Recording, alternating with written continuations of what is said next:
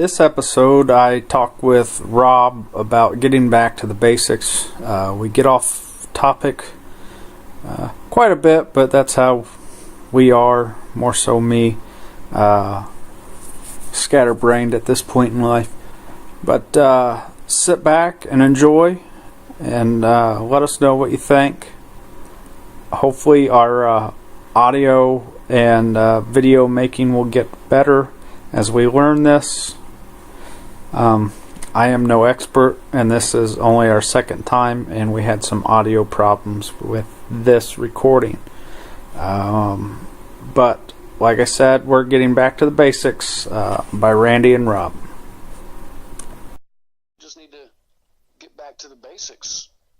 I mean, the things that really matter in life, a lot of people don't even think about. The simple things is, the simple words is life, liberty, and the pursuit of happiness. What them things mean to each individual. I mean, to me, family, friends, food, water, and shelter. That's really all you need.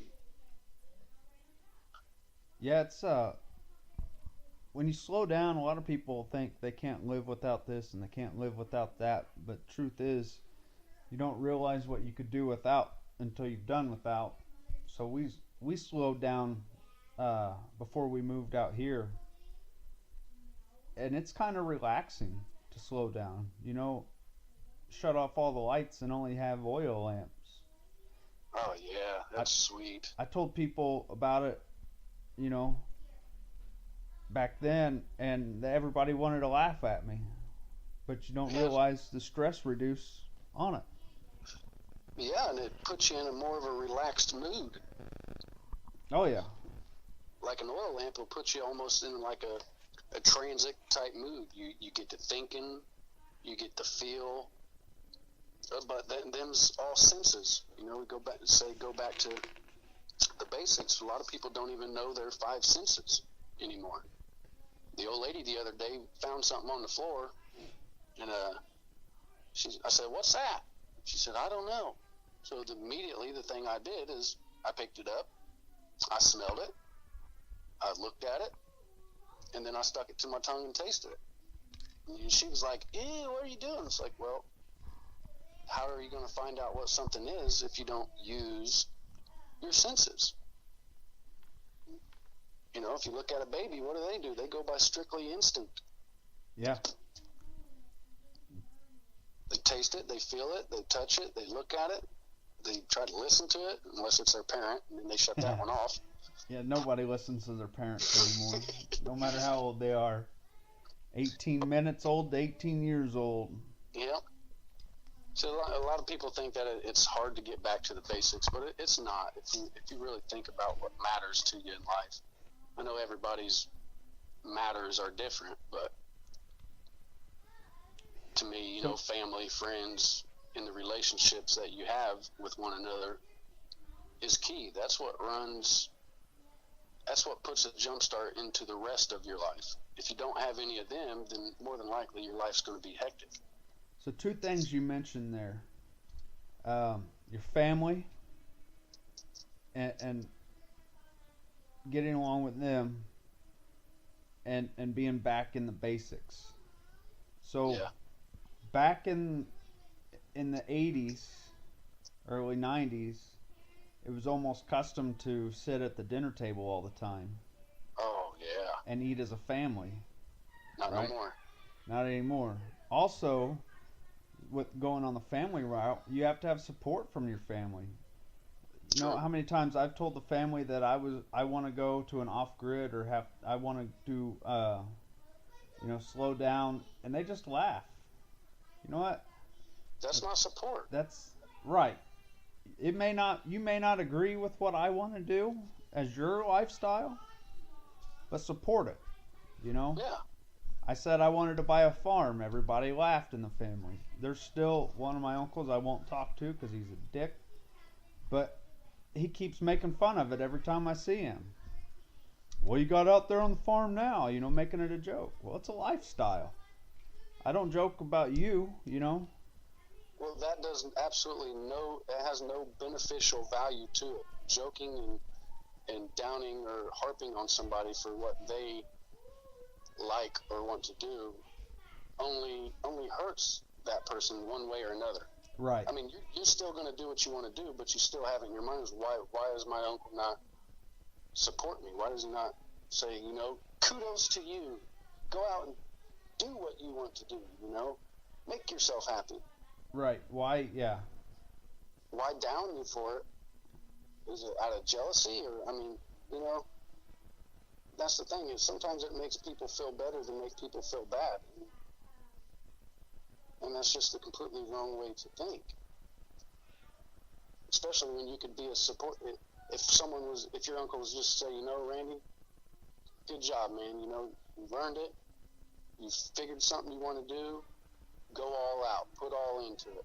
Just them simple words right there is unimaginable, the progression you can make or feel with just those simple words of not compassion, but backing you up or Support.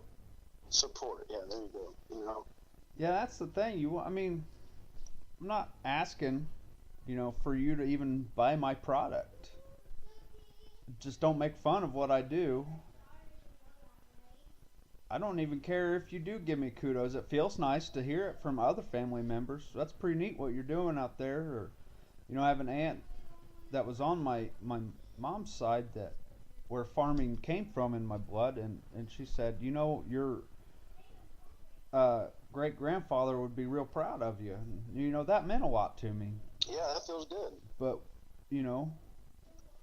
anything else around, any criticism about it, I get it. You criticize me all you want, but don't make fun of it, Make it constructive has no criticism. beneficial value to it. No, it doesn't. It actually inhibits, because you'll stop and you'll think about that occasionally. You're like, hell, I don't know if you do. You might say, fuck, what am I doing? Right. But, the basics aren't hard. Me having a family, what do I need? I need to provide clothing, warmth, food, and shelter. And love. Love is the key. That should have been the first one. So, Because love doesn't cost anything, although kids seem to think it does. Shelter doesn't really cost that much either. It's probably your most expensive one,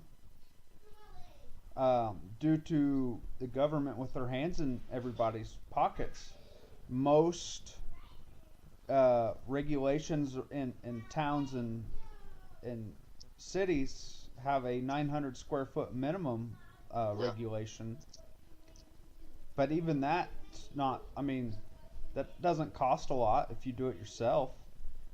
No, but why have those regulations? That's all it is a regulation. Who are they to tell you what square footage you have to live in? They only do that because of the taxation of it. Right. Yeah, because they won't be able to tax you if you have anything less than that. Because Exactly. of the value. But that's the whole point, is you want to get away from, why should you have to, I hate to sound like this, but it's like with welfare. I think we should do completely away with it. Now, there should be circumstances in which, I get that somebody could be in dire need. But if you cannot live in a tent and eat ramen noodles or even potatoes for a month to survive and to feed your kids, I was raised on welfare.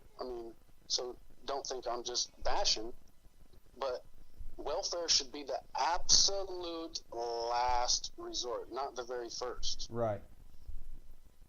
To me, I would rather, if my house got repossessed, say, okay, well, we're going back to the basics.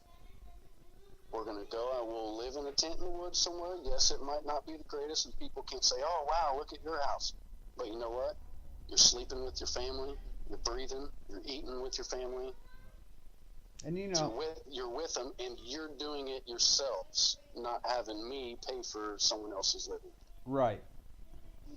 And that's why, that's even illegal in some, being homeless. That's why they won't, you can't quote unquote work, because people won't hire you if you don't have a solid address, because then they can't run a background check or blah blah blah. But that's the Yep. government saying, well, we're not, you know we need this person to work so we can tax them. But one way to get around the taxing is, if you have if you downsize, right? Like the wife and I are talking about retirement for both of us as soon as the kids graduate. Nice. So we're gonna downsize out of this house. And we're going to find a piece of property with a cabin. It's only gonna have one bedroom in it. One bedroom cabin with a loft. That loft, you can put as many beds as you want up there for when the kids and grandkids come over. But as long as there's not a built-in closet, it's not considered a bedroom, and True. therefore you only have a 900 square foot single bedroom house. Yep, with a big closet. Yeah, yeah, with But storage space. So well, see, and you say that downsize, but see, look at the Amish. They go by the basics. Now in some cases they do, but in a lot of cases, they don't have multiples of bedrooms. They have, a living area. Then they used to have like a bedding area where everybody slept in the loft together. right, and yeah, one big room, and you'd have bunk beds. And people don't see that when you sleep. It's like I always said when I was younger, when it came to women, I didn't let women stay the night at my house, because when you sleep, actually, not like sex wise, when you sleep with somebody, you share an intimate bond and trust that a lot of people overlook. I guess I come from a different background, but if you are trustworthy enough to fall asleep around somebody, that person really means something to you. Yeah, I mean, you go to a party and you fall asleep, you know what's happening. So Yeah. there's no trust there. Or I have a buddy that come from war-torn areas, and even to this day, he sleeps with an open blade knife in his hand. I mean, he might take it overboard, but it's a comfort thing. Right. You had your whole family's cooking, and if everybody was cooking in that big old kitchen, you had a few that was out working on the barn or doing the necessities, collecting the garden, whatever needed to be done. But everybody was doing it together, or at least helping in the areas in which they can. Not one person playing a video game, another person on YouTube, while a mom and a dad's trying to prepare dinner, clean up dinner, get everything ready. Right. And that puts on a whole lot of stress when you get back to the basics and you say, hey, I remember everybody had a job. Every other week it would change. I would either set the table for everybody and get everybody's drinks poured, while my sister would usually clean up everybody's plates and everything, and then we would all do the dishes. One would wash, one would dry, one would rinse, and that way you knock that whole section out really quick, instead of leaving two people the whole rest of the night cleaning up everything. Right. But that goes back to morals and values. There's almost absolutely no morals and values. How often do you hear a kid say please and thank you, or at that, when you go to a store and walk into a store, even hold the door open for the adults? Yeah, and without telling them. that drives me nuts. That kids today, I try to make my kids, if they don't say it, I'll tell them, hey, you need to say, what do you say? Mm-hmm. But that's the thing, as parents, we shouldn't have to tell them to do that. We shouldn't have to tell them to do that. We shouldn't have to tell them to say yes sir, yes ma'am, out of respect. When I first signed up, when I first joined the Army, I was doing it out of respect.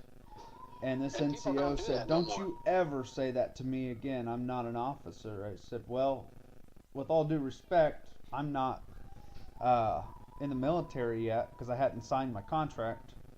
And I said, and to me, it's a sign of respect.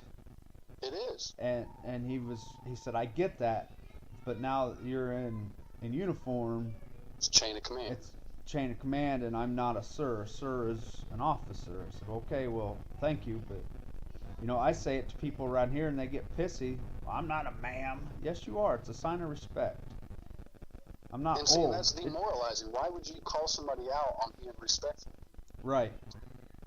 So, okay, so you want me to say, all right, well, thank you, slob, or thank you, heifer, or thank you, Or, ma'am. You or not pick. even say anything, just nod my head. I mean, that's disrespectful, Right.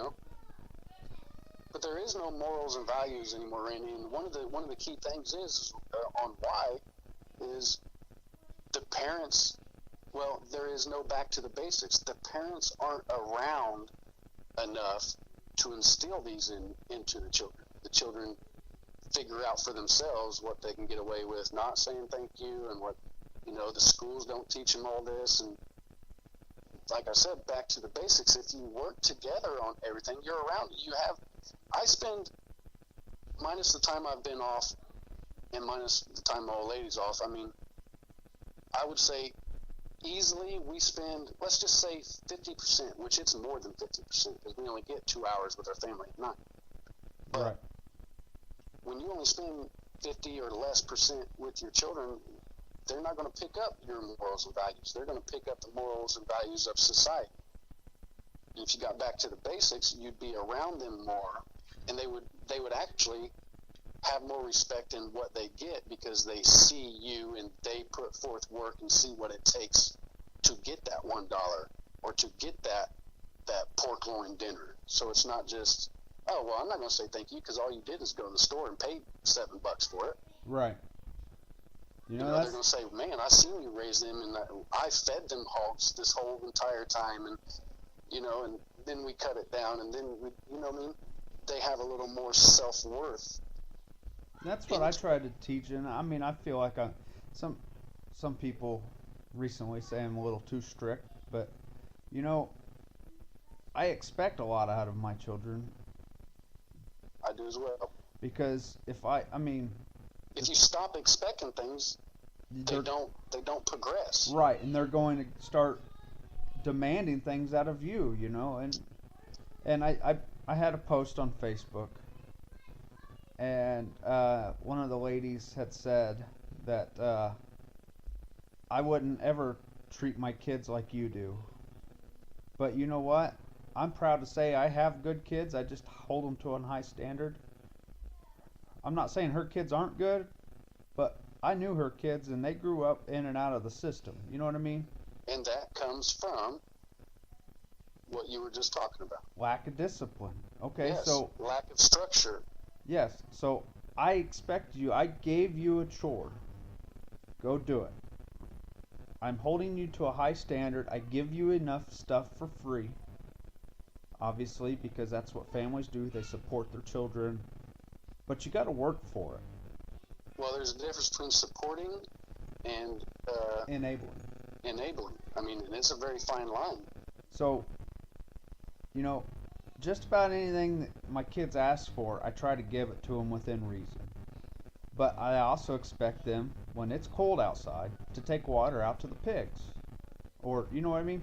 Yeah. The other day, Tuesday, it was like sub-zero, -18, and then wind chill was -35 out here in the middle of nowhere with wind just blowing. It took me 12 hours to get my truck started, right? And I was outside and in the barn going back and forth trying to stay warm. I finally TP'd, I put a tent up and TP'd around the truck, and I sat in there with the heater while I was working on it. And then I come inside and the house is destroyed from the kids. So obviously I'm going to be upset, you know what I mean? You mean you kids have had 12 hours to sit around and not do a thing while I'm choose out. to make more of a mess for you to clean up. Right. So, I may be strict, but I expect a lot out of my children because I want them to grow up and be able to respect themselves and prove that they work hard for what they have, Well, that's a good point. If you don't have expectations for your kids, guess what? Your kids are going to grow up not having expectations for themselves. Absolutely. Not knowing how to set goals and accomplish them. So, going getting back on topic, we got off there for a little bit. Yeah, sorry. So it's all right. I mean, that's how we roll, you know, talking about life. So, how much does it cost you to plant a garden, realistically, a small garden? A small garden in which to, if you were talking about eating at the time of harvest and canning, I mean, it don't take a whole lot. I mean, you could probably spend, if you get a bundle package, probably $50 to $100, and that would be enough to supply you, as long as you did work and gardened it regularly like you're supposed to. That would sustain. I mean, I love vegetables, and my family loves vegetables, so I mean, we could eat them not sparingly. You know, we could eat them pretty regularly, and that $100 would give you vegetables throughout the season, plus have a big substitute. If you're only doing a small garden, it would be a big substitute on what you had to provide in the wintertime. Right. If you procured it, you know, I mean, cured it all and canned it. So the thing is, though, people don't want to do the work. They don't want to be out there sweating in the garden to be able to get their food. They would rather go to work and spend that 10 hours away from their family to be able to go buy the junk that you get in the store, which isn't true vegetables. I mean, I'm sorry.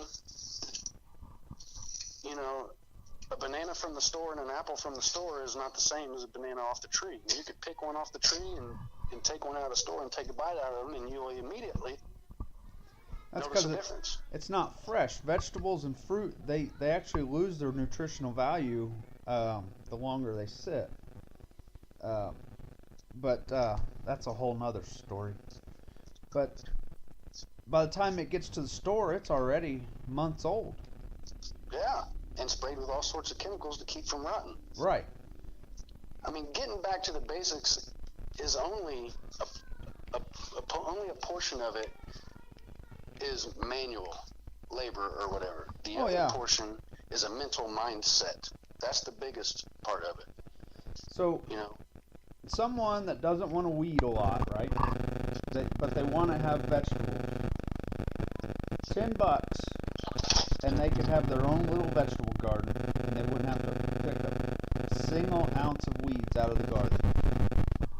What they do is you'd have to buy a bucket, a couple buckets, lay bedding, and you throw in some topsoil and a pack of seeds. If you catch the seeds on sale, you can get them for as low as 99 cents. But you got to watch out because they package them right next to the ones that are $3.79, $4.79 for the same seed, same company. But well, see, my wife always laughs at me because every time we have a vegetable and I cut it open, like either it's an apple or green peppers or anything, I always take the seeds out and dry them. She's like, "Why do you always have these seeds laying around?" Well, you know, you never know when you're going to have to plant them, you know. Exactly, you know. So I got a whole bunch of seeds that, in other words, we'd have thrown away and it went to a landfill. You know, worst case scenario, you just throw them out in your backyard because guess what? The rabbits running around in the backyard will eat them. Right. You know, back to the basics is a mindset. Oh, absolutely. You have to rely on yourself. And you can't rely on anybody else because it gets frustrating, you know. They'll lay you down. Oh, absolutely. So if you just expect that you're going to be doing it all by yourself, and then when the occasional help comes, then it feels nice. Yeah. But people don't think that, you know, getting back to the basics has to do with, you know, me and you. We don't talk a whole lot. We don't hang out a lot. You know, we're not like best of pals. Right. You know, but camaraderie, I say, you know, I mean, it makes me feel good if I could come out there and help you do something. Because I know time comes and I might need some help. You might come and help me. Even if you might not. I might not think that, hey, you might come help me. I just help you because that's part of getting back to the basics. You know, you got to make, we are all people. I have to make my neighbor feel good, you know. I don't have to, but morally I do. I can't, you know, go over in his yard and pick out of his garden and, You have to do things to better your community. You have to do things to better the people around you. If you're not making a positive, uh, what's the word I'm looking for? A positive influence or interaction with somebody, then it's all in vain. You shouldn't even have that reaction. Right. But big part of getting back to the basics is family, friends, and the relationship in which you have with one another. Because if you strip everything away, if society came and said, guess what? I'm outlawing houses, I'm outlawing gasoline, I'm outlawing everything, what are you left with? You're left with your family, your friends, and the relationships that you have with one another. Yeah. And you would be surprised how far just those things will carry a person. Everybody thinks, oh, it's too hard, it's too hard. It's not hard. What's hard is getting out of the mindset in which you live in now of society, of going to work, working hard, buying all this junk food, and in all reality, like you said, $10 you could have a good garden, and you could eat vegetables all summer long, and even procure some. Right. Which would save you money in the winter instead of buying them. People don't know, when you buy vegetables in the winter, that's not coming from local. No, you're coming out of a whole nother country, most likely, Or even all the way across the United States. Well, think about the gasoline and the oil that was burnt, bringing that junk to you. So it's hurting society in the world, really. It's not bettering. Right. You got... I would rather grow a garden and eat fresh vegetables than go to work and spend 3/4 of the day away from my family just to be able to buy. Because if you buy, let's say you buy a 4-pack of green peppers at the store, you're going to pay $7-8. Yeah. And with that same $7-8, you could have grown a whole garden worth for the whole year. Oh, absolutely. Yeah. That's what gets me, is I bought a 50-pound sack of potatoes and I planted them. That was the only thing that grew, but it didn't grow. And it was kind of disappointing because they were all small potatoes. But that 50-pound sack of potatoes cost me $19, and I grew probably close to 200-300 pounds of potatoes. There you go. So you go to the store, what are you buying a 5-pound bag of potatoes for? $4 or $5 now? Yeah. So, I mean, and they're not the good potatoes. I mean, people think potatoes are potatoes, but they're not. If you've ever grown potatoes, like you said, they're smaller. More than likely they're more flavorful because they're natural. But people don't understand that getting back to the basics is not just only. We're not saying build a 10 by 10 shack and live in it and eat out of a trash can. We're saying spend your time wisely.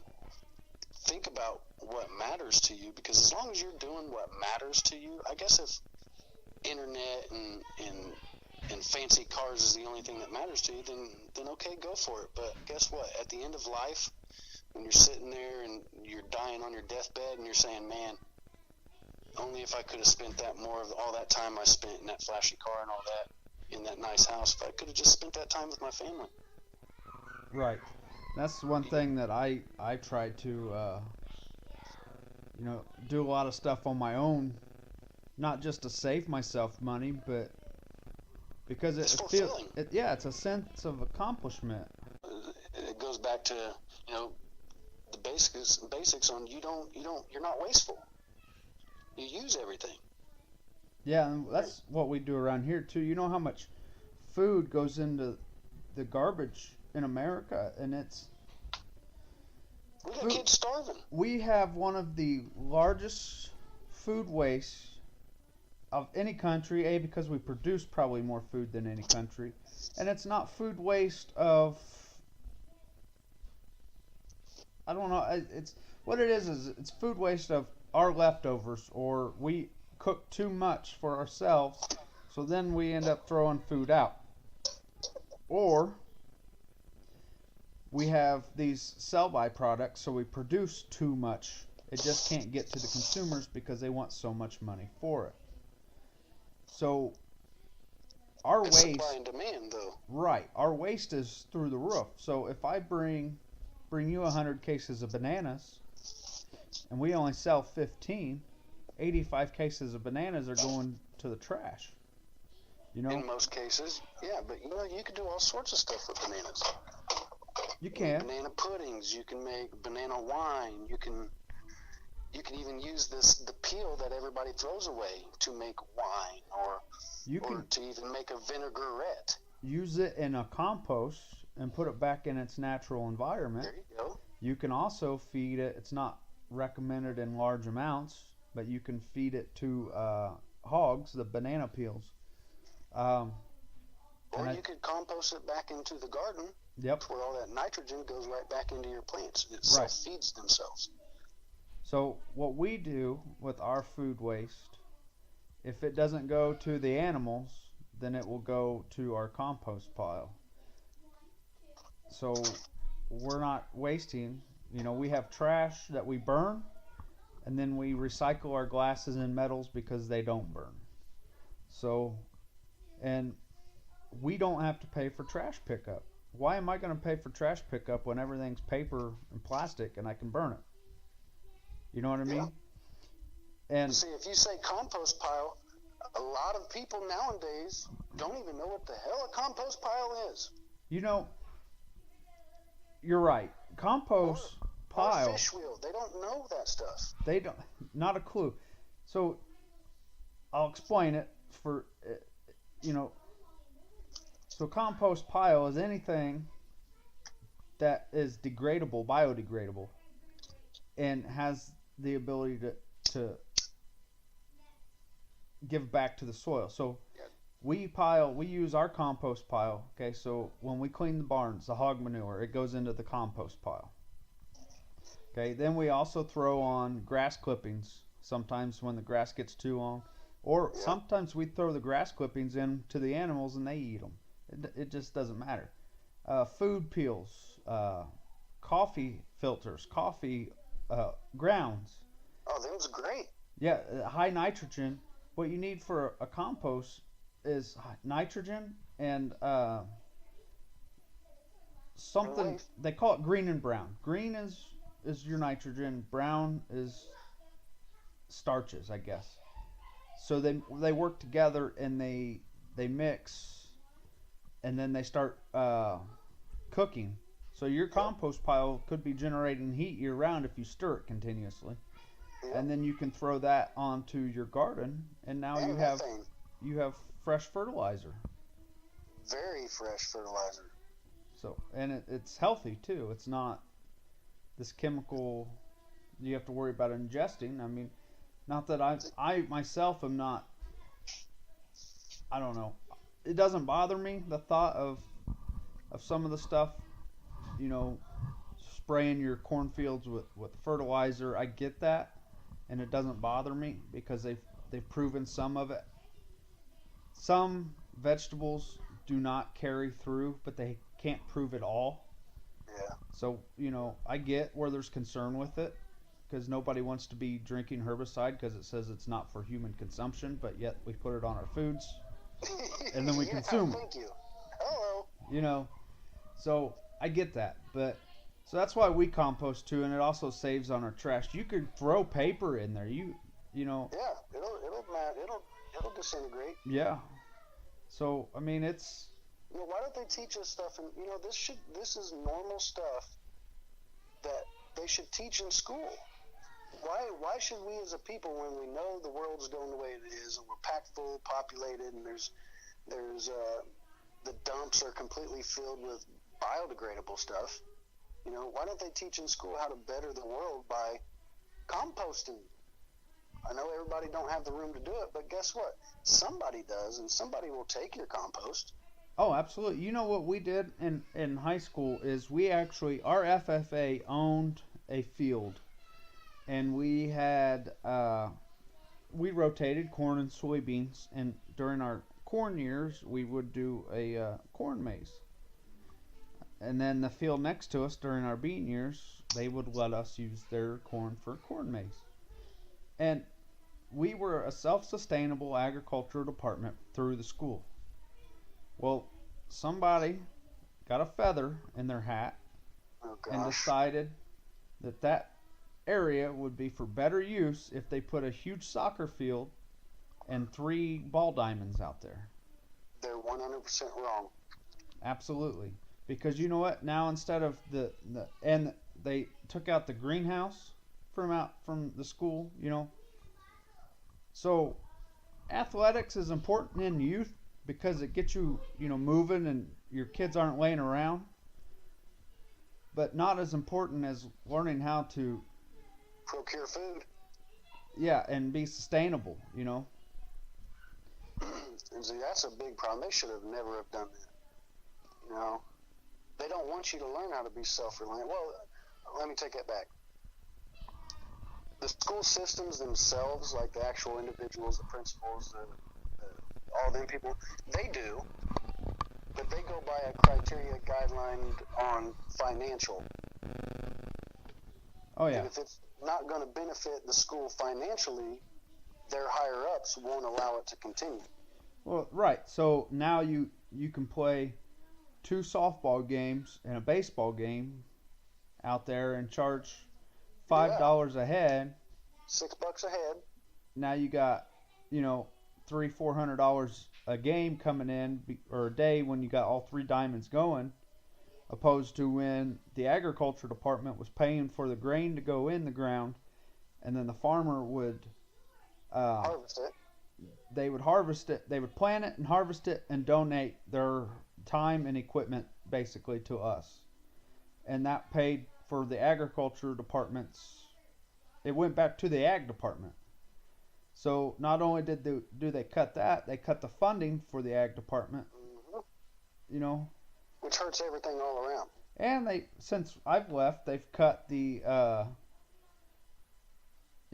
we had a small engines repair class that I went through. Going back, I probably should have paid a little bit more attention, but it was the only class I had to take my senior year, and I didn't give a crap as long as I got a C. Yeah. But But now you look back at it and you kick yourself in the butt, don't you? right, because I don't have a clue. I wish I could work on small engines a little bit better, but I don't, and that's my fault. But now they don't even offer that anymore. No. Home ec, I mean, I don't even think home ec is a mandatory class. It's a chosen class now. Right. Like sewing, back to the basics, sewing. There's no reason why the only man in the house should have to sew everything. Not saying it's a man or a woman thing, because I don't care what people think. I know how to sew, and screw you, because guess who's going to be stitching you up? Me. Guess who's going to be mending your clothes? Me. Which is no big deal. I don't mind doing it. But the problem is everybody should know how to self-sustain themselves, how to fix their own clothes, how to fix their own flat tire. You know how many people in society right now have never changed a flat tire? Oh my gosh, that's the biggest pet peeve of mine, and that's what drives me nuts with my daughter and my wife even.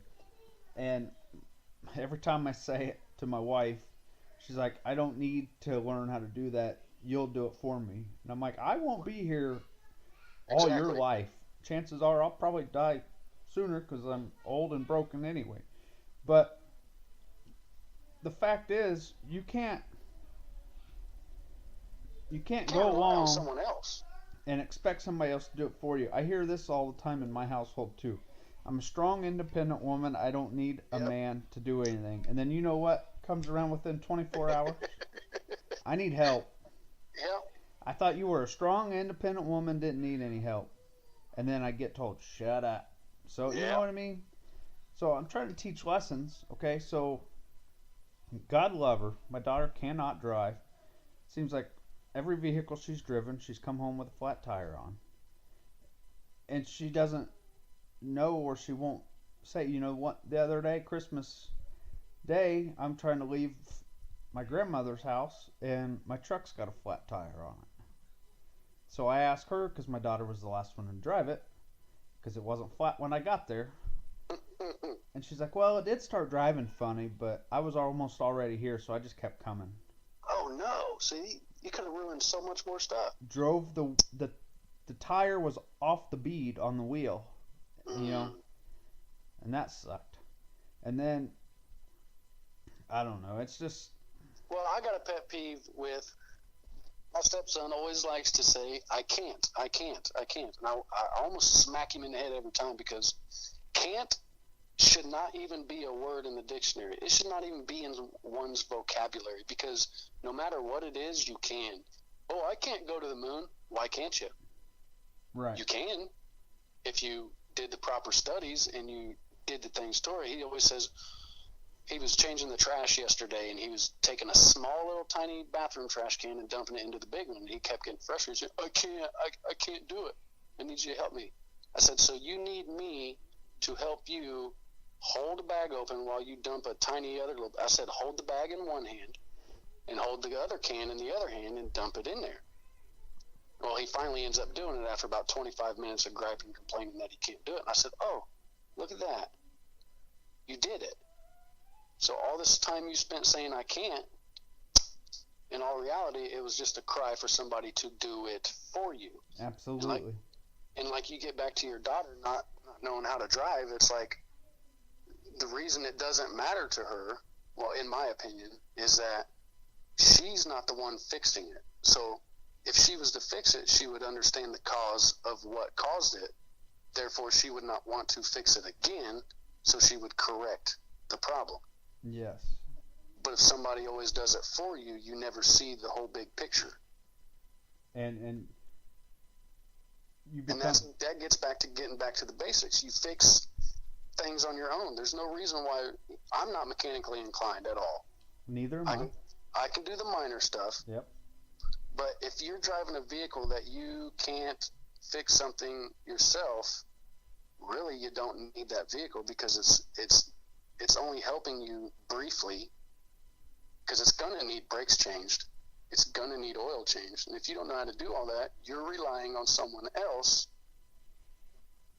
instead of being self-reliant. Right. I mean, I'm not mechanically inclined at all. I mean, I can change an alternator. I can do the minor stuff. But then again, I've never broke down a whole engine. I never had anybody show me how to do that. But my father says people cannot be taught. They have to learn. Yep. You can read a book on how to do something, but you're not going to know how to do it until you get into it. Yep. Engineers will tell you the exact same thing. An engineer can tell you how to operate something or how to do something, but when you get in the field, it's nothing of what the book says. No, I mean it'll be similar, but I just don't get it right. It's a big morals thing, and it almost makes me want to pack up and move somewhere to where I have no choice but to rely on myself and my family. And that's kind of how I want to get to within the next 15 years. I want to be able to excuse me. I want to be able to have a property that I could live off of and be kind of off grid with solar and generator power if need be, wind power. What is the let me ask you, what is the job of a parent? I believe it's to teach, instruct, and to help guide the children into being self-efficient, I guess, self-sustainable in themselves. Teach them what they need to know to survive in the world. So would I be correct on saying, not necessarily you or I, but us as a people, as parents, do you think we're doing our job as parents by having our kids learn to rely on everyone else to solve their problems or to fix their issues? Or do you think it would be more beneficial to the kids to have more time with their parents so their parents can teach them how to solve their own problems? Oh, I think as society right now, we're acting as enablers. We're making the children too reliant on everybody else, and I don't agree with it at all. It's like I say, what if they just straight outlawed going to Walmart and buying any produce or any food at all? You know how many people would die off? Right. You know, I mean, when it's not that hard, is you stick a seed in the ground and you watch it from time to time. You know, you get thirsty, guess what? The plant's probably thirsty too. Yeah. And then in the end, you're going to have food. You know, just my dad says, you know, Robert, you got to think about. Oh, here you are stopping at the store again to buy you and your old lady one pack of cigarettes apiece. He said, think of it like this. He said, why don't you buy a carton? Well, why don't you quit smoking? But he says, why don't you buy a carton to where you get two packs of cigarettes for free, plus you save the wear and tear on your vehicle every single day on the oil changes, the brakes, the tires, you know, whatever may happen. Right. People don't think about that, you know. Hell, even driving to work. You know how much wear and tear and everything else is on that vehicle just going to work to make money to pay someone else, when in all reality, if something happens to your car, you're not even going to have the money to fix your car? Right. I mean, us as parents, I think my job as a parent is to make a productive, responsible, respectable, self-reliant individual. Yeah. You know, you can call it stubborn as me. Sometimes I don't want help. I don't want to take my car. I want to try to do it myself, even though I'm not mechanically inclined. Right. You know, that's. I had a big thing with my kid at the basketball game one day. He freaking cussed me out.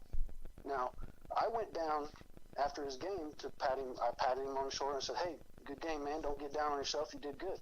And he jerks away from me. So I'm thinking to myself, wait a minute. You know, I'm in front of a school, 2 different schools are there. So I reach out to grab him again, not grab him hard. I just reach out and touch his arm saying, hey, wait a minute, don't pull your arm and walk away from me. And he immediately yanks away and spins around and says, get the fuck off me. Now, me being the person I am, I don't care who's around, I immediately snatched him up. Right. Yeah, absolutely. At that point, absolutely. And his mother, on the other hand, which I do not live with, it was like, you don't be grabbing him. You can't be grabbing him like that. And I said, look, she said, you did it in front of everybody. CPS is going to, and I said, you know what? I will tell CPS and I will tell you just as I will tell a judge. My job as a parent is to make a responsible, respectable, productive individual in society. And if that means I'm going to yank my kid up in front of whoever's there, because I don't care, to teach him a little respect.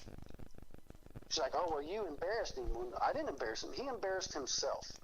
He had the choice, you know, and he chose to act like that, so he's going to suffer the consequence.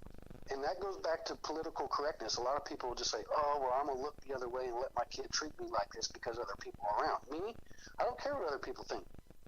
My kid's not going to talk to me like that. I feed this kid. I do everything I can. I break my back for this kid, you know. Mm-hmm. I respect him. And that's the thing. People don't want to correct their children due to political correctness, when in all reality, it's politically incorrect not to check your child right then. With a dog, when it poops on the floor, do you wait 10 hours? Nope. You got to do it right away. Smack their ass? No, because they'll forget. You get it right then and there. Mm-hmm. It's hard being a parent, you know. Everybody thinks, oh, you just have kids and feed them and water. No, that's what you do to a garden. You feed and water. Right. Kids are a prime example on their upbringing. If a kid is disrespectful, completely disrespectful, more than likely they didn't have the time in which they needed with their parents, unless their parents are just the same way, you know. Right. And sometimes, you know, you have the time with your parents, like you were saying, and they're not a good influence. But then you have some of those kids still turn out well because they have good influences in their lives. You know, sometimes the kids won't act like that because of the influences. When you just try to provide a good education point for the children, that's what's important, though. Well, see, I think the school system is it's not even a good educational system. No, it's not. It's guided by the government, and they tell you what you can and can't teach. Some of the stuff that they taught us, not that I paid attention a lot, but some of the stuff that they taught us, they don't teach anymore because it hurts people's feelings. Which is ridiculous. Yeah, it might hurt somebody's feelings that you call them sir because they don't want to feel old, But guess what? Is it beneficial to continue saying sir, or do you want them to quit saying sir, so therefore, or quit saying thank you or whatever, so therefore when it is expected to say, they don't say it, and then they get in trouble for not being respectful. Yeah. I mean, I don't care what nobody says. If somebody holds the door open for you, you say thank you. Absolutely. If you want something that somebody has, you say, hey, can I please have a bite? Or not, hey, hand me that, or give me that over there. You say, hey, please slide that across the table. And you said something earlier in this conversation about sitting at the dinner table. And I read a study on it one day, and there's all sorts of stats on how kids end up when they don't sit at a table. And people think that, oh, you're just sitting at a table, but no. You're as a family. You're talking about how each other's day went. You're showing you're more involved. A family that eats together stays together. A family that eats separate usually ends up separated. We don't eat at the table every night, but majority of the time as a family we do. And there's times where if we're not sitting at the table, we're sitting on the couch together. If it's pizza or something, we're watching a movie, but the majority of our dinners are spent at the table. But we got all these kids nowadays. I say kids as in, I'm older, so it makes me sound messed up saying this, but to me a kid is 18 or under, Right. But now we have actual children having kids. We have 12, 13, 14, 15, 16-year-olds having kids when they're still in the process right now of being parented. And I get things are going to happen, but that goes back to morals and beliefs. If your parents were around, unless your parents were of a certain statute, Right. More than likely you're not going to get pregnant at 12. I'm sorry. Yeah. You're not. No, you're not. Yeah. Now, if your parents aren't around, more than likely it's a very good possibility that you may. If you give a child too much freedom, then nothing good's going to come from it. And Randy, it's a good idea to think about. It wouldn't be a bad idea to start a business of self-reliance. Outside of school, teach. I know they used to do a community garden here, but I don't know if they're still doing it or not. But I think they have one out by Ivy Tech on Toby Pike. Teach kids that stuff. The stuff that a lot of kids want to learn. They want to learn, but when it's coming from a parent, they don't think of it as learning. They think of it as he's getting on to me or making me do something. Right. Well, I say to my stepson all the time, you guys complain that I complain about everything you do and yell and bitch at you guys, and I say, but guess what?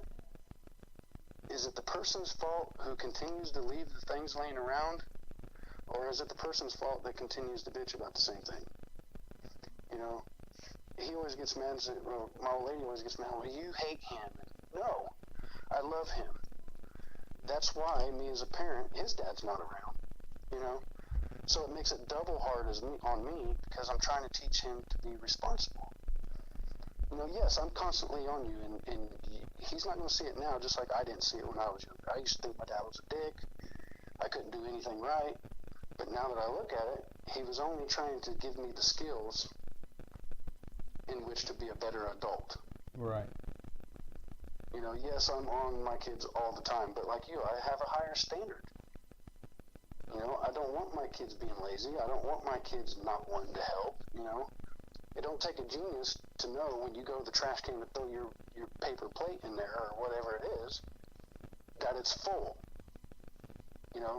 A genius don't say, oh, well, I'm going to just throw mine on top so it can fall out on the floor and somebody else can do it. You say, oh, well, it's full. What do I do? Right. And I and have pull that the bag out. have the exact same problem. And it's just a kid thing. It's not an individual kid problem. It's a kid thing because Right. I was a kid. I did it. And I learned it the hard way because guess what? It's a lot harder to pick that trash and that food up after it's on the floor. Mm-hmm. When I was younger, my job was the trash all the time and the recycles.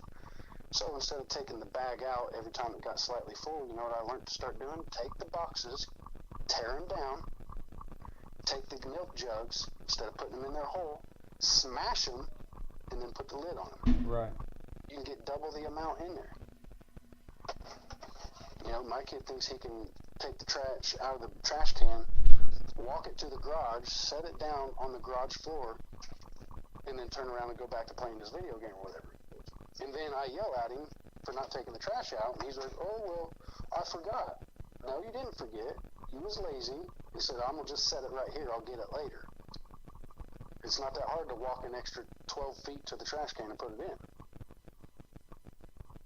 Us as parents, we have that one job, Randy, and that's to try our hardest to make productive, responsible, respectable individuals, and society is not on our side. Society is not on our side. And you know what? I have people that they criticize my decisions on how I discipline and how I try to raise my children all the time. And I just flat out tell them, hey, you let your child be snobby and disrespectful, and my child will be respectful, and we'll see in the end. It's all on choices. In the end, it's their choice to turn out how they want, but at least you provide them with at least the skill set to do it. When I pull up to Casey's or Huck's or wherever, and I get out to pump gas, if I see trash laying on the ground right there around the trash can, I pick it up, and I stick it in there. A lot of people will just look at it and leave it. But to me, I'm like, well, I'm going to pick it up so it don't blow everywhere, and, so this person don't have to. But nowadays, people only think about themselves in the very near future. They don't think down the road, Absolutely. It's sad, man, because you and I both see how society is going and where we're going to end up. We see the final income, and it's not good. No, it's not. And to try to fix it now, when you have society as a whole making it to where that's not acceptable, but then later on down the road, when we're at that spot that we've seen, and they go, man, only if we could do something about it. It's too late. You had a chance to do something about it, and you didn't fix it. So it starts with our kids, with our younger generation. That's why I say, why do our teachers only get paid $35,000 a year? They have the most powerful job in the world. You know what I mean? Absolutely.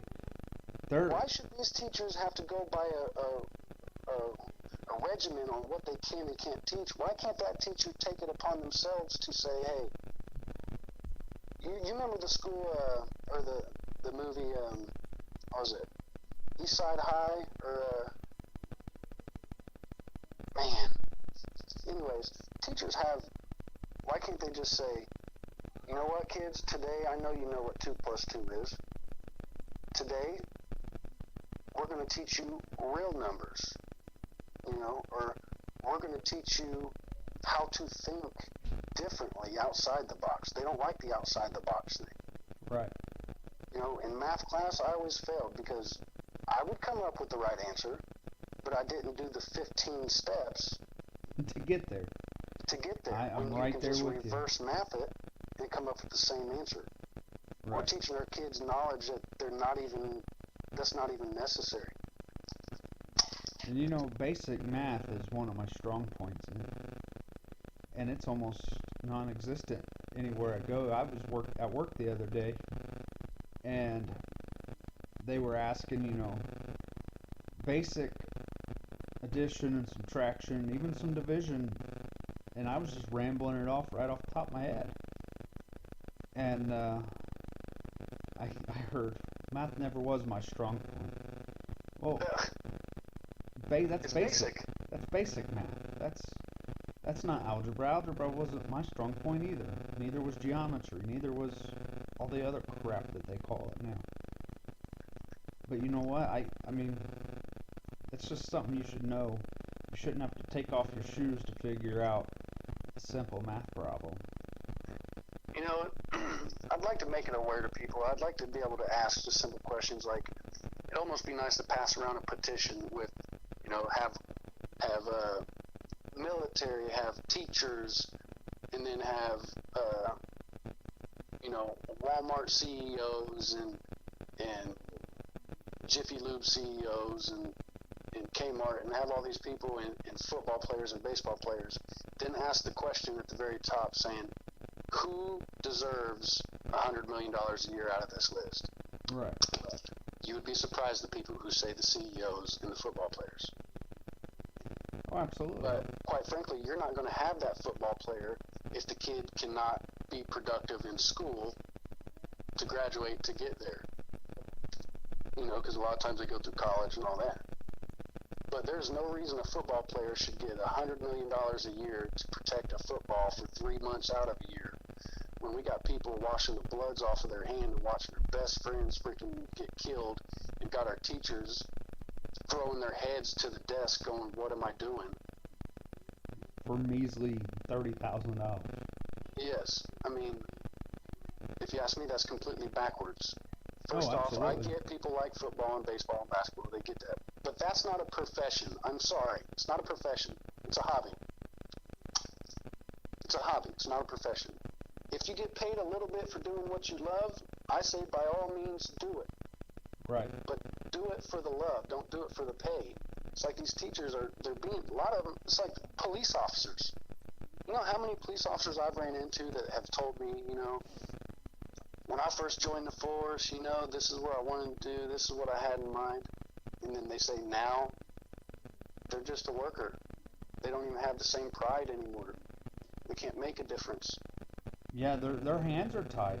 I mean, there's good cops and there's bad cops. Don't get me wrong, But for the majority, everybody joins the force to make a difference. to make a difference. Yep, And absolutely. they realize they can't make a difference, so they fall into the trap Yep. of the corruption. Oh, absolutely.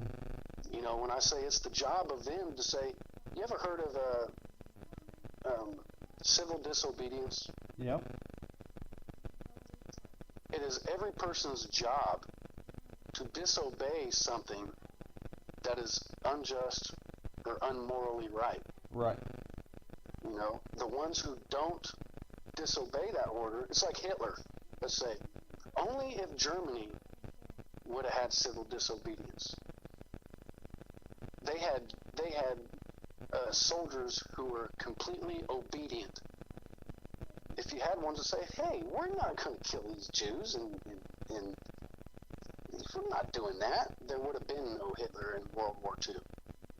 Right. Well, the problem with that one is, and I mean it happens, but on a large scale like that, you do have a few that step up, say, hey, this is wrong. So they make an example and they kill them. Like, here, Yeah. anybody else want to go against me? Because nobody backs them up. Right. You know, you have to have, you know, it's going to cost. Doing the right thing costs. Oh, yeah. And You know, sometimes doing the I had right a thing's buddy not always that the right went thing. AWOL. He went AWOL because he didn't agree with what they were doing. You know, and quite frankly, that's his duty to disagree and to not do something that's not right. I mean, granted, you have to follow orders, but specifically, you have the right as a soldier to refuse orders as well. Yes, you might get punished, You do. but you know, what do? It's like he said the people in Iraq weren't doing. He said for the majority, the people weren't doing anything that we would not do if the same thing was happening here. Right. You know, they take up arms to defend their own land. I mean, it's just I don't see how everybody doesn't see what we're talking or where we're getting at with this. How can you not?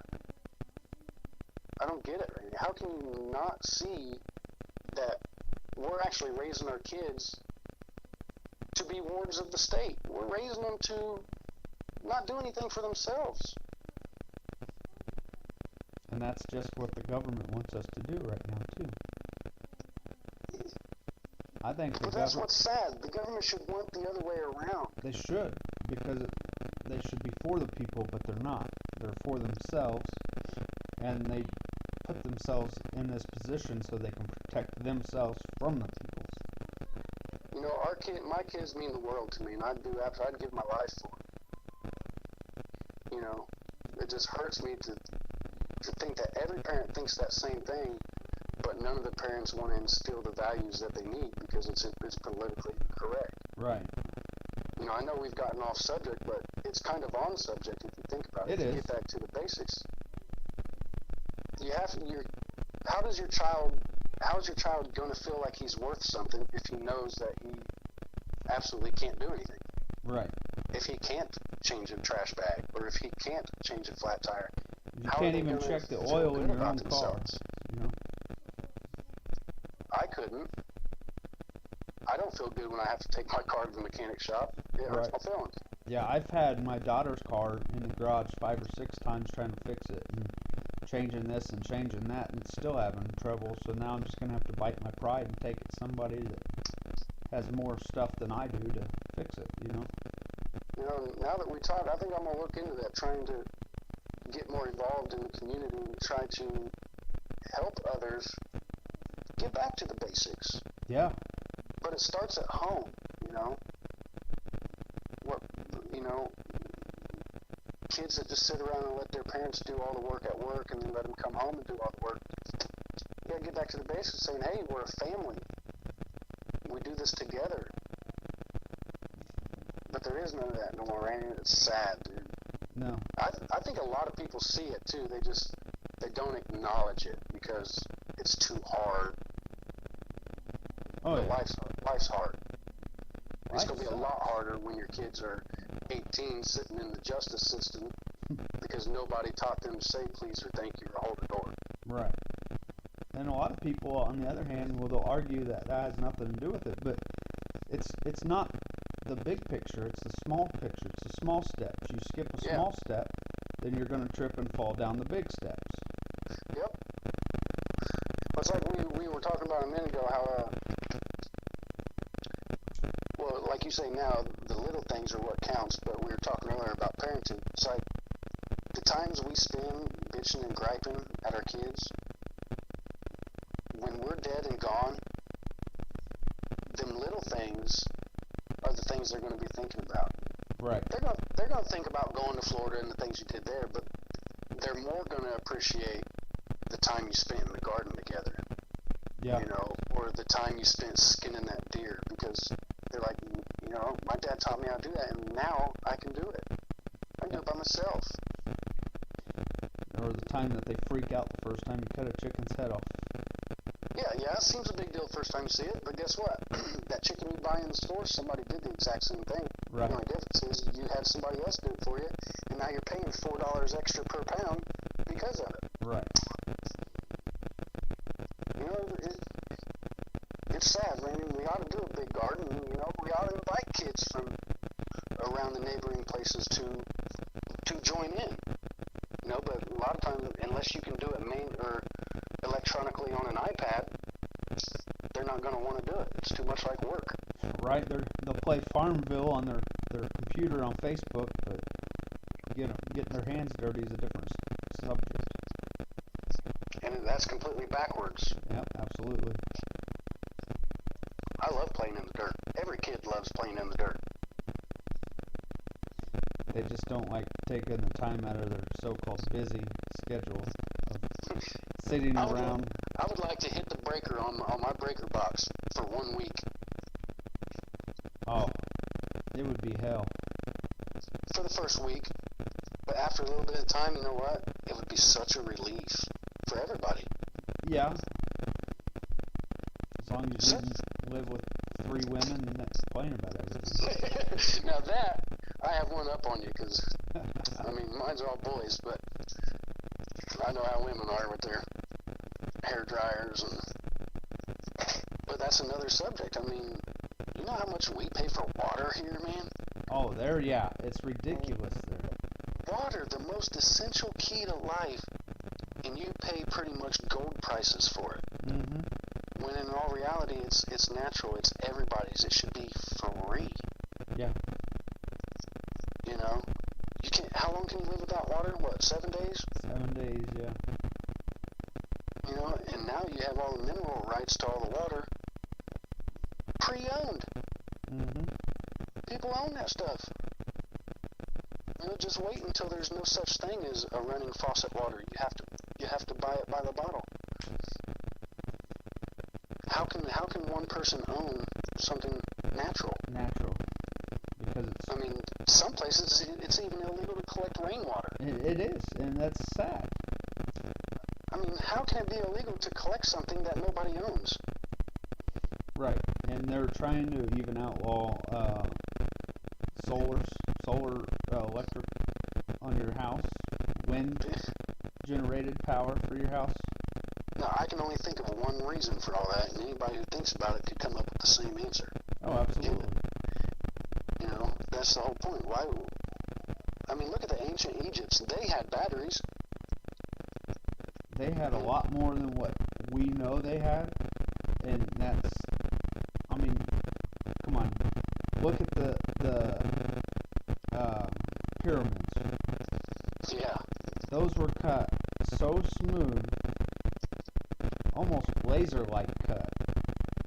Yeah. And we can't even replicate that now. Nope. Well, I believe we can, but I believe that technology is hidden from us, because then we would progress past the point of a certain select few to benefit from it. I think what happened is Earth was one before, and it over technologized itself. It's not even a word, but Yeah, I know what you're saying, though. too much technology, and it ended up hurting people when, there may be an EMB, electronic, whatever they call it, where everything fails and everybody dies. And then the only way that humans come back is through, the maybe one or two people survive and you start over again. And then you're starting from scratch. That's what needs to happen. It'll it's happen. sad to say, but It'll happen, but not in our lifetime. my mom says that the pyramids, how they say, oh, well, they cut these and they stacked them. My mom's got this thought to where she believes that they weren't stacked and cut and stacked like that, that the pyramids were built by cutting out the ground around it. Very well could be, yeah. Because those stones are heavy. Yeah, see what I'm saying? Her thought, I mean, you can't say she's wrong, because even nowadays they can't explain how they did it. Right. So I mean, how can you debunk something that you don't even know? Yeah. Back to the basics is just it's a train of thought. It's not even necessarily a physical action. You're right. I lived in the middle of town when I came home with an idea one day. It said, I want to downsize. I want to go back to the basics. We cut our internet. We cut our TV. And later in the evening, we turn on our oil lamps if we needed anything. You cut back your spending. You don't have to live on the farm in the middle of nowhere to go back to basics. You could do it in the middle of the city. You could grow a garden in the middle of the city. There's no law that says you can't turn your entire front yard into a garden either, Not yet. Yeah, not yet. A lot of people don't even think about it. You know how much produce you can grow on 1 acre? Oh, you could live off of just 1 acre. You could live, and the people around you could live quite comfortably off of just producing off of 1 acre. No, yeah. I mean, it'd take a lot of work, but guess what? That work you spent procuring all that, you're not away from your family making a fictitious money that you're just going to give out to someone else. Right. That 1 acre could provide you, your family, and even probably another family a substantial amount of nutrition with actually minimal work. Gardens can be minimal work. Yeah. if you plan them correctly. And it all starts with you have to have vegetables. Yep. I mean, you can't eat rabbit constantly. You can't eat fish constantly because there's no nutritional. Right. You're just getting your protein, and that's it. I mean, you'll still. I joke when I had to go to the dietitian, and they said, you need to change your diet. I said, as long as I change it to a meat and potatoes kind of diet. The lady looked at me, she said, I think that's what's wrong. I said, well, I know what's wrong is I only eat meat and potatoes and, a few vegetables here and there. See, that's only unhealthy calorie-wise for society nowadays, because if you intake, let's just be crazy, if you intake 10,000 calories a day, that's 100% okay if you're completely active. Right. If you're working the garden, tending the animals, doing this, doing that, if you're constantly active, then calories don't mean a damn thing. Nope. Because all it is energy. What people say now is, I can't have that much because the only thing I'm doing is going to work and sitting in a chair and then going home and eating dinner at 8 o'clock. And that's another pet peeve of mine. We getting back to the basics and eat dinner with kids. You know how many families I know nowadays that don't eat dinner? And I used to be one of them until 8:30 at night. Oh, yeah. You know how unhealthy that is? Absolutely. We try to eat dinner around here about 5:30. Yeah, when I was a kid, that's what it was. Dinner was done at 5:30. That means everything was cleaned up afterwards, so you still had 2-3 hours left at night to be a family. Yep. Everything's just backwards, Randy, and I don't see why more people don't see it. I mean, don't take a rocket scientist to see it. No, it's, people, they criticize the lifestyle and they criticize everything else, but I guess some people just like a lot of stress and a lot of go in their life. I hate stress, man. You know what I'd much rather do is come home and actually I wish I never had to leave, you know what I mean? But in the summertime, sit on the porch with a nice little fire, relaxing. More relaxing than going to a club and having a beer or going to a movie, or you know what I mean? But to each their own. That's another thing. I mean, you talk about going to a bar or a club. I mean, honestly, I'm not a big drinker, but if you're gardening, you can make your own wine. Absolutely. You can make your own beer. There's really no point in going unless you just want to be around a bunch of other drunks. Right. I get it. Occasionally I do. I like just the atmosphere, but that only lasts about a half hour to an hour, and then I'm completely paranoid and anxious, and I don't even like being around people. Yeah. That's my big thing. I don't like people enough to go out anymore. So. Look, I asked this guy on New Year's, we're at the bar, and we were all sitting there talking, and he's bragging. He's sitting there bragging about, I make this much, and I make this amount, and I'm this old. And I said, all right. I said, can I ask you a personal question? He said, yeah, man, anything. Go ahead, shoot. I said, all right. I said, think of me as a multi-millionaire. And this completely blew over his head. But I said, think of me as a multi-billionaire. I'm going to write you a check right now for an amount of money. You choose what amount of money I'm going to put on this check for you.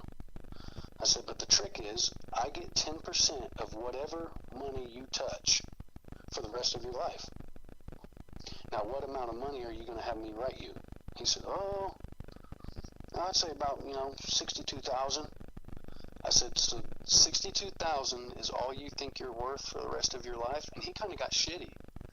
But I said, me personally, man, I said, I think you got at least another 20 years of working ahead of you. I don't even know you, and I would say, hey, I think you're worth more than $62,000, And he got really we almost got in a fight. And I'm like, how can you be mad over me saying that I think you're worth more than you are? That's a compliment. But I don't know. He took it. I don't know if it's because he was drinking or what, but he took it as I was downing him. Right. I'm like, I'm just giving you a different way to think, man. He got extremely mad. He was like, oh, what do you do for a living? I was like, man, I paint aircraft, man. He's like, oh.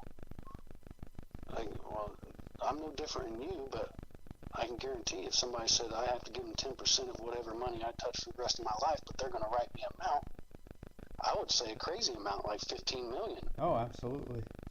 Because I'm the only one that controls what I'm worth for the rest of my life, not anybody else.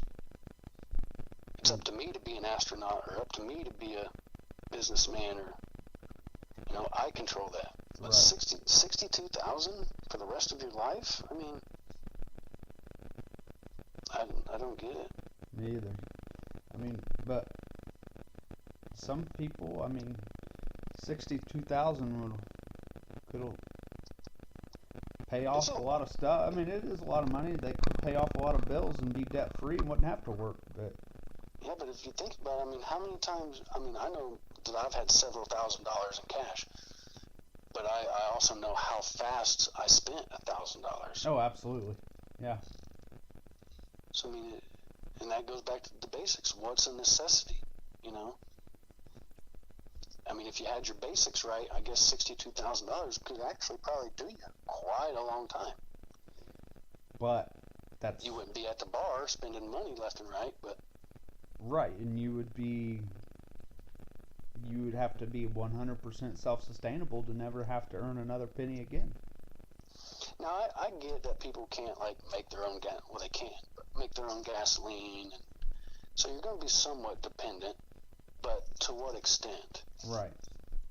Like right now, my lifestyle is, well, because I have a boss, that I live with. We're pretty much completely reliant on everybody else. When we can go to the store because the kids got this going on, or that going on, or this going on, or when we can pay certain bills because of work situation. But to me, it's like, oh, well, work's slowing down, so guess what? You're not going to be using the lights as much. We really should be cutting off the internet, or cut wants and needs. It's a big problem with society of distinguishing between a want and a need, because a lot of times nowadays a want is a need. I need internet. I gotta have internet for school. No, guess what? Yep. The school should figure out a way for you to do your schooling without internet. Yes. My kids will be like, oh, well, I don't know the problem to this. Well, let me get on the internet and ask Siri, or and I go back, I say, how much time I've spent in a dictionary? And now all you kids got to do is ask Siri or get on the internet and find the definition. So you're not going to remember what the definition is because you did absolutely no work to get it. Right. You're not going to know what that food means to you because you did absolutely nothing to get it. And they don't care what it means to somebody else either. Some countries, people would freaking kill you and your whole tribe for a steak so they don't have to eat a rat, Yep. And here we are eating just the center part of a steak. It's like my kids, or one of my kids and my wife, will only eat the actual meat part. If it has any gristle, any line of fat, anything, they cut it off, plus about a 1/4 inch of meat that's around it because it's close to it. Right. But a lot of people don't know that. Fat is what you need. You can't live off just the meat. And same thing happens here, and that's why, when we do pork chops, I'll get the smallest pork chop because I know I'm getting everybody else's fat and gristle and there's meat on it. So, to me, that's a reward. But there was one night where we were waiting on our pig to be butchered, and we actually had our last group of pork chops. Well, there was only 4 there, and there's 5 of us. So I didn't even get one because I knew I would get enough meat off of everybody else's because of what they cut off and they don't eat. See, when I was a kid, we used to do that, be wasteful and cut the fat off. And you know how my dad fixed that? He said, all right. He said, you do all these chores and you get only I think it was like $3 a week for doing our chores. It was low, but It was ample. He said, well, guess what? Every time we have steak and potatoes for dinner, you guys are paying for your own meal, and your meal is $7.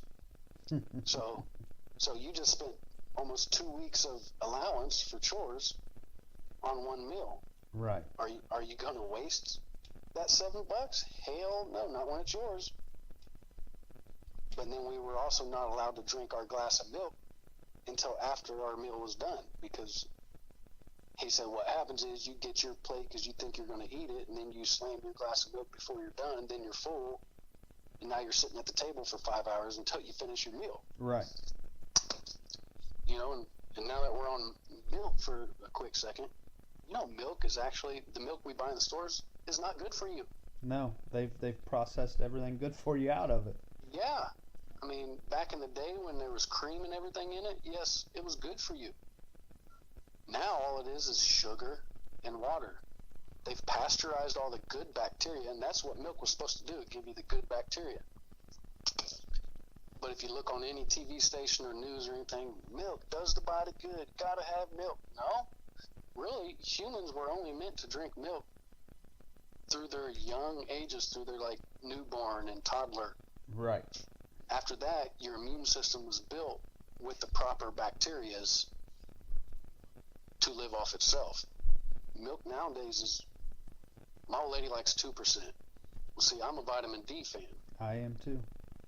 And she's like, it's too thick. And I said, you know why it's thick? Because it's got more of the cream in it. Less water. And it's not watered down. I mean, 1 gallon of 2% is actually only a quarter of the gallon is milk. The rest is added sugars and water. And that's another thing. How can a society beat down on people that milk is good for you, why do we have all these kids nowadays lactose intolerant, and what's the other one that's where they can't eat breads and stuff? Gluten? Yeah, gluten free. Do you think Jesus back in the day held up that piece of bread and that fish and said, oh wait, who here is gluten resistant or lactose intolerant? Right. Back then it was survival of the fittest and tough. That's how you weaned out the weak. Absolutely. Absolutely. Yeah, Randy, you need to get that garden going, man. Draw you up a little scheme on how you want it. Yeah, once it thaws out a little bit, I plan on running the plow over it and breaking the ground probably end of this month, beginning of next month, if it warms up. And then March, I'd like to till over what I plowed so I could break it up even further. And I think it'd be beneficial to both our families, because I'd like to tend the garden. Whether my kids like it or not, they'll be doing it. Yeah, absolutely. And we could all have like these talks that we're having right now. These are the talks that should be done with your family. Yeah, unfortunately, when I start talking, yeah, me too. The wife says I'm a conspiracist, and she doesn't like to hear what I have to say because it doesn't match with hers. Yeah, I'm anti-government control. Like it should not be illegal for me to collect rainwater or have solar panels or have, anything that benefits my life in a positive manner should not be illegal. Else, yeah. My wife's the same way. She doesn't understand anything that I say, and I'm like, well, it's because you immediately turn your brain off. You're not thinking about what I'm saying. Right. Anybody that would think about it would go, wait a minute, yeah, you're right. Wait a minute, this doctor just told me these vaccines are 100% safe, but when I look in the pamphlet, the people who make it says it's 100% not safe. Absolutely. The person making it or the person selling it? Right. I mean, if you was a drug dealer and he's saying, oh, I got the best heroin in the world, are you going to believe what he says, or are you going to try it? You know what I mean? Yep. I mean, that's probably not the best analogy to use, but... Hey, speaking of heroin, how many marijuana overdoses have you heard of lately? I've never heard of any. All right. But I've heard of hundreds and hundreds and hundreds of people, me being included on one of those people, that back when I did smoke, my back did not hurt nowhere near what it hurts now. Right. That's But now that I quit smoking, guess what I'm dependent on? Opiates. Yep. a freaking opiate. And then guess what? Opiates are the problem with society, but that's for another day too. We could talk about that. But That's a good conversation and a good topic right there. that is. But Opiate epidemic. yep, I'm gonna have to wrap it up here. Yeah, wrap it up. We got off the subject quite a few times, but it's all good talk.